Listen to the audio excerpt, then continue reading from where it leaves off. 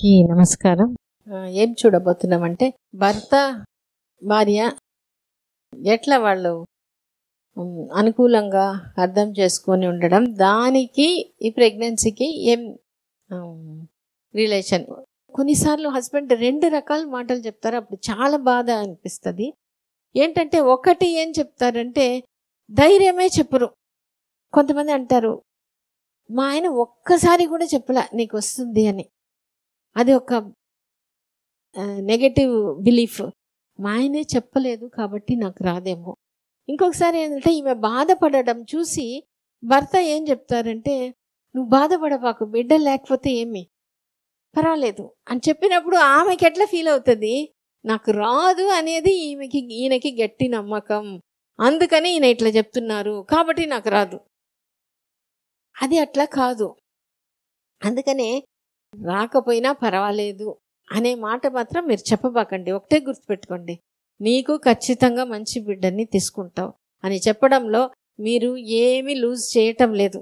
So ఇంకోటి ఏంటంటే ఇది ఇంపార్టెంట్, భర్త కొంతమంది కంప్లైంట్ చేస్తారు ఆమె దగ్గర, నువ్వు సరిగ్గా డైట్ చేయటంలే, నువ్వు ఎక్సర్సైజ్ సరిగ్గా చేయటంలే.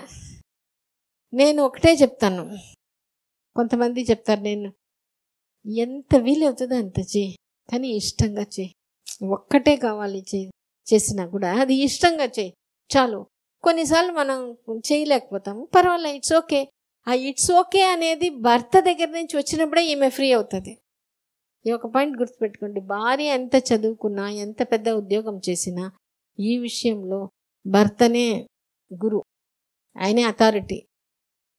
కాబట్టి ఆయన ఒక చిన్న మాట అన్నా కూడా ఆయనే చెప్పేశాడే. అయితే నేను ఇప్పుడు నువ్వు ఇది చేయటం లేదు అంటే ఏమనిపిస్తుందంటే నేను చేయలేకపోతానేమో అని చేసి చేయలేకనే పోతుంది. అందుకనే అంత గట్టిగా ఉండబాకండి. అక్కడ ఆ సపోర్ట్ ఆమెకి కావాలి. కొంచెం నీకు ఆమె చేయటం లేదని తెలిసే నువ్వు కొంచెం చెయ్యి, అక్కడే ఆగండి. చేయటం లేదు అనే మాటకి బదులు నువ్వు చెయ్యి అంటే అది వచ్చినప్పుడు ఆ మాటని దిగమింగుకోవాలి, నువ్వు చెయ్యి. ఎందుకంటే అది చూసినప్పుడు ఆమె ఫేస్ చూడండి. కొన్నిసార్లు నా దగ్గర వచ్చినప్పుడు చెప్తారు ఈమె చేయటం, అప్పుడు ఆ ఫేస్ అంతా వాడిపోతుంది.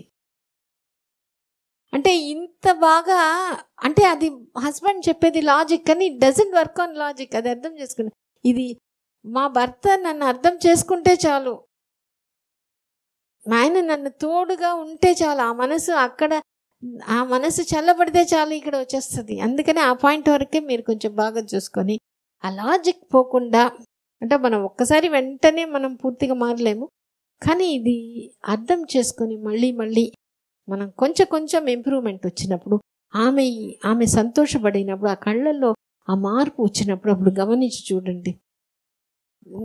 ఒక్కొక్కసారి మేము ఇది చూస్తూ చెప్పేస్తాం, ఆమె ఆ నవ్వుతున్నప్పుడు ఆ ఐస్లో వచ్చే స్పార్కులు చూసి ఇంకా ఈమె అయిపోతుంది, త్వరగా ప్రెగ్నెన్సీ వచ్చేస్తుంది. మీరు కూడా అదే చూడండి, గమనించండి. ఆమె మామూలుగా ఉండేటప్పుడు ఇట్లా మీరు అప్రిషియేట్ చేసినప్పుడు, మీరు కొంచెం ఆమె చేసినప్పుడు ఎంత మార్పు వస్తుంది. మనం ఇట్లా కొంచెం గట్టిగా మాట్లాడినప్పుడు ఆ మొహం ఎంత వాడిపోతుంది, అది కొంచెం చూసుకోండి. అంటే గుర్తుపెట్టుకోండి, నీకు ఖచ్చితంగా మంచి బిడ్డని తీసుకుంటావు అనే ఒక ఫీలింగ్ ఆమెకి కలిగిచ్చేస్తే చాలు, ఈజీగా వచ్చేస్తుంది. హ్యాపీగా ఈజీగా మంచి బిడ్డగా ఖచ్చితంగా తీసుకుంటారు. Thank you.